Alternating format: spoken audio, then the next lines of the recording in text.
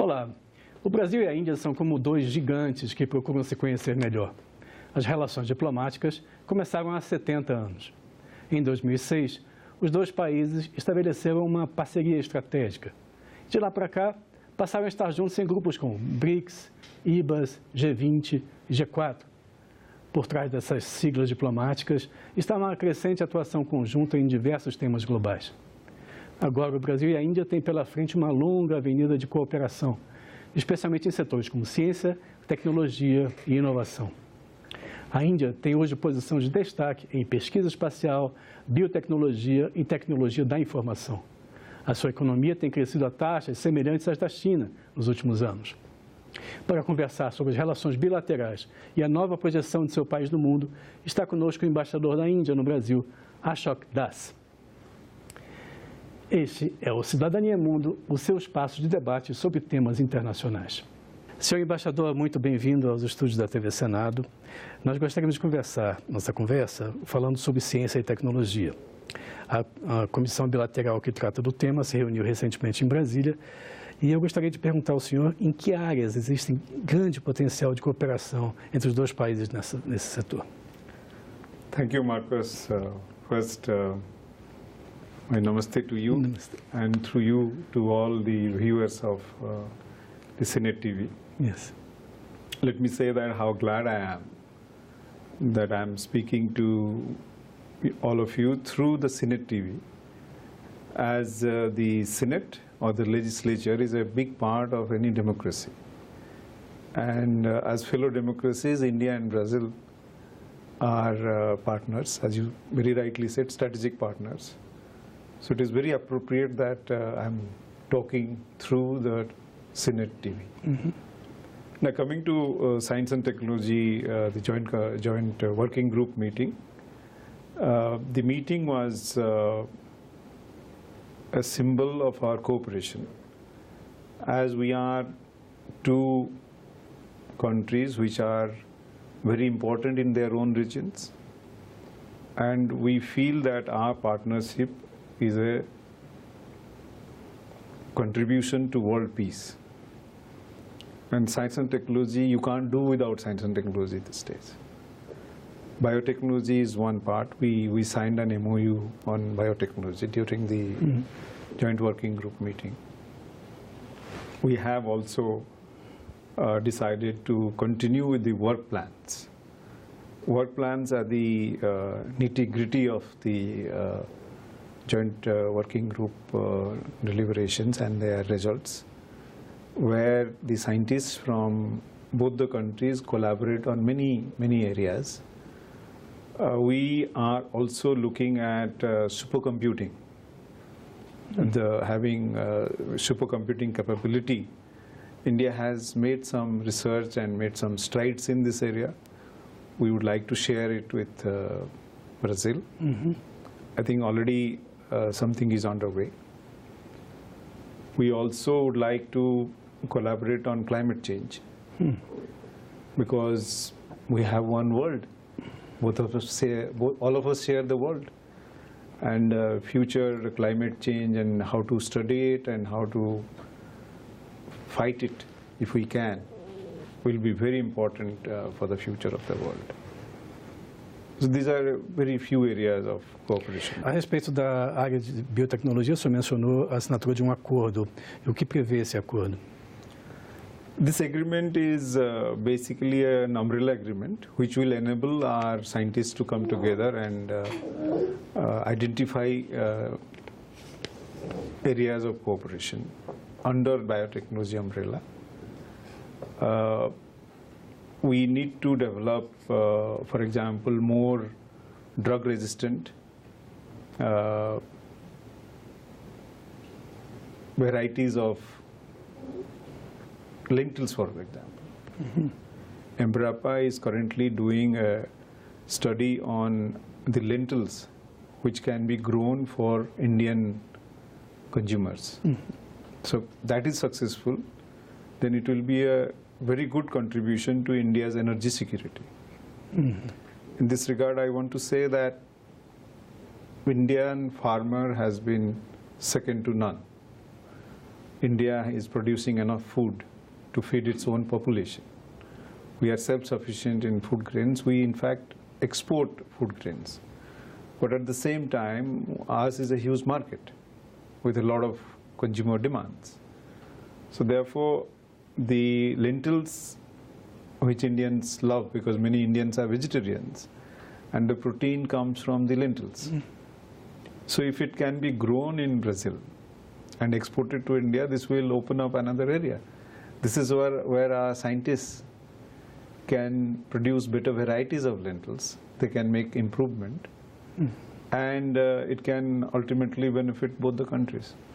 This is just an example. Na área especificamente de pesquisa espacial, a Índia está desenvolvendo, assim como o Brasil, pesquisa sobre nanosatélites. Eu gostaria de saber se existe alguma possibilidade de cooperação na pesquisa espacial e também no lançamento de foguetes e de satélites pelos dois países. I'll share a small fact with you. There was a Hollywood movie on space. The budget for that film was more than India's Mars launcher, the Mangalyaan. So that is the kind of frugal space program we have developed. Yes. And we have developed it from scratch. Both our Prime Minister and your presidents, including the present president, other presidents, they have discussed about space cooperation. And I'm glad to say that this is one priority area for cooperation between the two countries.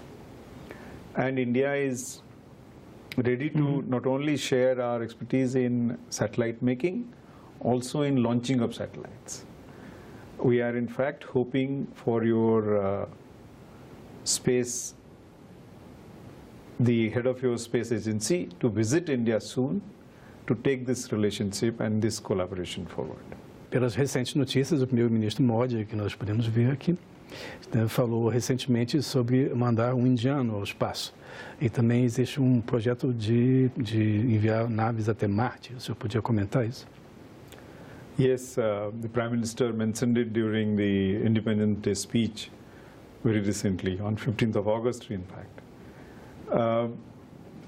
I think all developing countries should be proud of the fact, because today if India can think of and actually send an astronaut to space, tomorrow there may be a BRICS collaboration on space, and we may have BRICS countries going to space.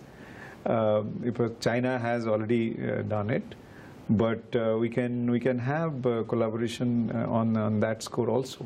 Bom, o Brasil e a Índia têm estado juntos em diversos agrupamentos internacionais, como os BRICS, junto com a Rússia, a China, a África do Sul, o IBAS, junto com a África do Sul, e com o G4, que é um grupo interessado em reformar a Carta das Nações Unidas, e no G20, que reúne as maiores economias do mundo. Os dois países têm uma larga agenda em comum, não é mesmo? I think, Marcus, you have to just look at the map of the world. If you look at India, India is a country which has got borders with almost all countries in South Asia. Brazil here in South America has almost border with almost all countries in South America. So we, as you mentioned very rightly at the beginning, we are giants in our own areas. But we are Pacific giants. We are countries which are very friendly with neighbors. And that's why we are members of all these organizations you mentioned. It sounds like an alphabet soup, really, but these are very important organizations in the world, and each has a specific task.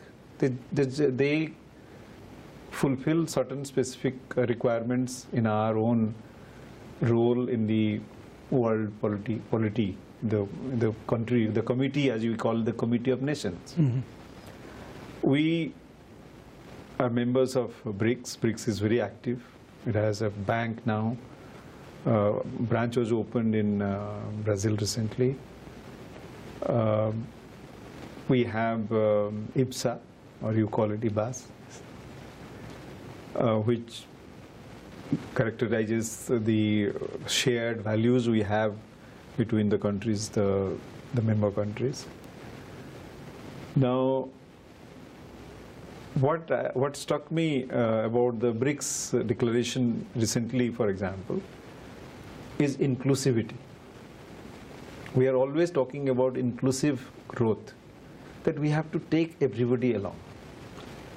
As our Prime Minister has mentioned many times, India believes in the philosophy of Vasudhaiva Kutumbakam. The whole world is a family. You cannot have a unilateral power which believes in unilateralism. So therefore, all these links, they reinforce each other. They reinforce our shared values, our shared institutions, our shared concerns, our shared future, and how we confront the problems facing the world today. So therefore, we are very proud members of all these organizations, and above all, the United Nations system, which is a little flawed because it was conceived during a time when the world was not equal. The world has changed from 1945. So India is talking about reforms in the world system, and that is what G4 is all about. So as I said, all these organizations have their own role in the world. O senhor acredita na possibilidade de sucesso do G4, que propõe uma reforma das Nações Unidas com a inclusão de mais países, inclusive no Conselho de Segurança? Unlike the domestic laws, for example, if you have a national law, you can impose things on the people because it is good for them. But international law is not that distinct. It is not that powerful. You have to build a consensus. So we are in the process of consensus building. So the path towards reform of the international system is gradual. And sometimes you feel that it is not moving, but it's moving in small steps. Sometimes you can't see it, but that doesn't mean that it is not making progress. Muito tem sido falado nos últimos anos a respeito do crescimento econômico da China, mas também a Índia tem crescido rapidamente. Nós podemos ver no gráfico que nós vamos mostrar aqui que os dois países, na verdade, têm linhas semelhantes de crescimento. Às vezes a Índia cresce mais, às vezes a China cresce mais. Qual é, na sua opinião, o futuro da economia da Índia? Você acha que ela tende a continuar crescendo nesse ritmo ao longo dos próximos anos? Marcus, I just want to make one point. This is at the statistics of 2017. Mm-hmm. India is now the fastest growing economy in the world. And our growth rate should be around 7.4, 7.5%. That is the projection by World Bank, IMF, and so that is a fact. In fact, we all are very proud of what developing countries are achieving, including, of course, China. India has its own system. We have followed a particular path to economic growth through a democratic setup, inside the democratic setup.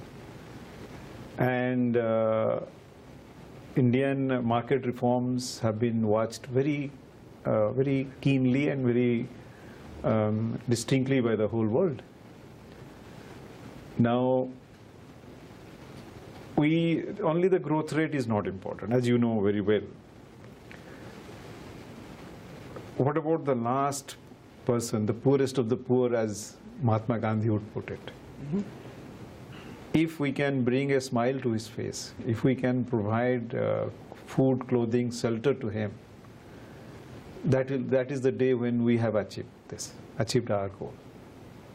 So therefore, economic growth with inclusive economic growth A Índia tem que criar 100 milhões de empregos na próxima década. As reformas que têm sido implementadas pelo primeiro-ministro Modi, na sua opinião, são suficientes para atingir esse crescimento? Yes, we are on the growth path, and the job for the young people of India, as you know, we have a very young population. A job for the young people in India is a very important part of our economic growth story. Now, as you know, we have, the Prime Minister actually has launched many projects. We have Skilling India, where you are giving skills to people to man jobs in different sectors of the economy. We have Digital India, because we do not want India to miss the current industrial revolution. We missed the last industrial revolution because we were a colonial country. We were colonized. And the colonizers, they decided what we should do, what we should not do. But this one we cannot afford to miss. So we have Make in India, under which things will be made in India. We have worked out a whole modality of how to make it possible. We have we have smart cities concept, creating smart cities. I had the opportunity to go and see Bhubaneswar, the capital of Odisha, from where I come. And I could see that it is work in progress. Few parts of the smart city project is already operational. And it will be nothing sort of revolutionary when we have the smart cities in place. So I'm sure that these projects, taken to their logical conclusion, will increase the job prospect for the young people, and we should be able to meet that target. Embaixador, falando um pouco agora sobre as relações bilaterais entre o Brasil e a Índia, o comércio bilateral tem sido bastante instável, como nós podemos ver nesse gráfico, e também não tão grande como poderia ser comparando com o tamanho das duas economias. Na sua opinião, o que pode ser feito para aumentar esse fluxo de comércio entre os dois países? Let me again make it a little contemporary. 2018, with the Brazilian economy coming into the positive territory, Brazil has become India's biggest trading partner in the whole of Latin America and Caribbean. So this growth rate has, in 2018, very good growth rate. What I understand is that our bilateral trade is dependent on a few commodities. Now the challenge is to diversify that and go into areas which we are not traditionally dealing with. For example, we have to put more services. We have to put more manufactured goods. We have pharmaceutical, we have automobiles, automobile parts, those things from India. And we have traditional exports from Brazil. What we have to do is to see that the investment actually goes up between the two countries. And we have to see that the trade basket is diversified. That's why it is very important that our business community should know each other. I was very glad I went to attend Hospitalar, this exhibition in Sao Paulo. And I was very glad to see that there are around 50 Indian companies, which were not big companies. Those were small to medium scale companies. They came and participated. I must confess that due to the economic downturn, the participation by Brazilian business people in Indian trade fairs has gone down. Maybe because of that, maybe because of the distance. But as partners, as countries which understand each other's position, where we have fantastic bilateral relations, I think that should be now translated into the economic field. Os dois países, embaixadores, estão negociando um acordo de investimentos, de proteção de investimentos. O senhor acha que esse acordo pode ser assinado em breve? The agreement is it is pending with the Indian side, and there are a few clauses which are being relooked by our side, and I hope that this can be resolved soon, and then we will be in a position to sign it. Esse ano nós temos o aniversário 150 anos de nascimento de Mahatma Gandhi, que é o pai da nação indiana. Eu gostaria de ouvir a sua opinião a respeito do Mahatma Gandhi e o que ele representa para o senhor e para a Índia. He's a great man. He's the father of the nation. We all, of course, he was much before my time. But we have all been inspired by him.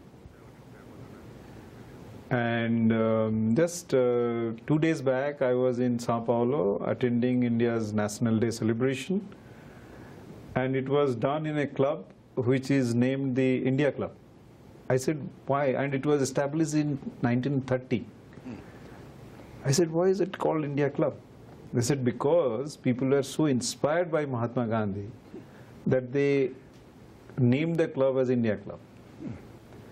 So, you know, Gandhi's name, you have Filhos de Gandhi, who are in Brazil. It is not that we just have to put statues of Gandhi we have to be imbibed. We have to be very, very much inspired by the thoughts of Gandhi. So 150 years, he got India independence in a peaceful way. From a colonial power which many people thought is invincible. And that through ahimsa. Ahimsa means non-violence. And he talked about many things which we are talking about today. He talked about the environment. He talked about sanitation, which is the inspiration for our Prime Minister's campaign of Swachh Bharat or Clean India. Nowadays in India, many girls are refusing to marry persons who don't have a toilet in their houses. So this is the kind of a social revolution which is taking place in India. So Mahatma Gandhi was a man of many parts, but he also got independence for us. So there is a practical side to it. So the morality of the whole ahimsa, the non-violent struggle for independence, that is what is an example to the world. Senhor embaixador, eu gostaria de agradecer muito a sua presença conosco no programa aqui na TV Senado. E se você quiser rever, baixar ou assistir esse programa, visite o site senado.leg.br/TV ou então o canal da TV Senado no YouTube, youtube.com/TV Senado. Para fazer um comentário, crítica ou sugestão, ligue grátis para 0800 61 22 11. Muito obrigado pela sua companhia e até o próximo Cidadania Mundo.